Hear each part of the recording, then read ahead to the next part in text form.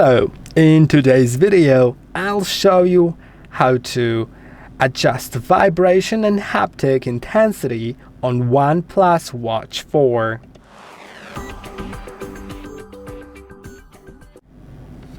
To do it, you need to click on the digital crown to go to the apps, then find the settings. Now, you'll find sound and vibration once you scroll on the list.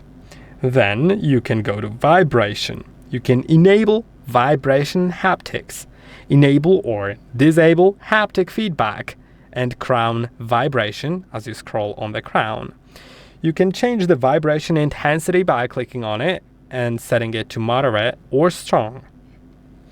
You can customize notifications and timers.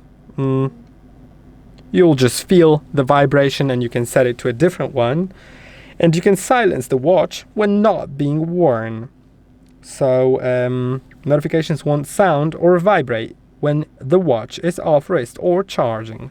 I hope that this video was helpful. Don't forget to like and subscribe, and I'll see you in the next one.